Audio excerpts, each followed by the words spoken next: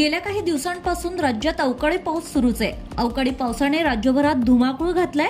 सर्वच राज्यांना पावसाने झोडपून काढलंय। महाराष्ट्रातील एका जिल्ह्यात रेकॉर्ड ब्रेक पाऊस झालाय। या जिल्ह्यात पावसानं 82 वर्षांचा रेकॉर्ड मोडलाय।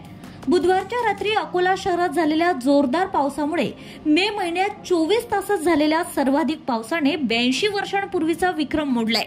भारतीय हवामान विभागाच्या माहितीनुसार 28 मे 1943 रोजी अकोल्यात 24 तासात 44.7 मिलीमीटर पावसाची नोंद झाली होती, जो आतापर्यंतचा उच्चांक मानला जात होता।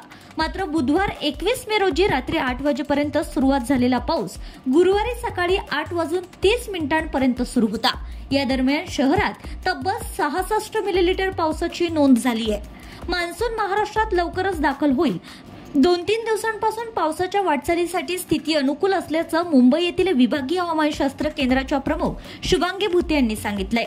मान्सून हळूहळू महाराष्ट्राच्या दिशेने वाटचाल करीत असल्याचे त्या म्हणाल्या। सध्या मान्सूनबाबत व्यक्त करण्यात आलेला अंदाज हा कोकणातील रत्नागिरी जिल्ह्याजवळ निर्माण झालेल्या कमी दाबाच्या क्षेत्रावरून मांडण्यात आलाय।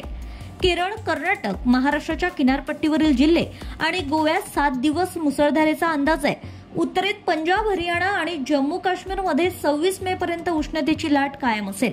कोकणात रत्नागिरी, सिंधुदुर्ग जिल्ह्यात रेड अलर्ट जारी करण्यात आला असून विदर्भातील काही जिल्ह्यात अलर्ट देण्यात आलाय।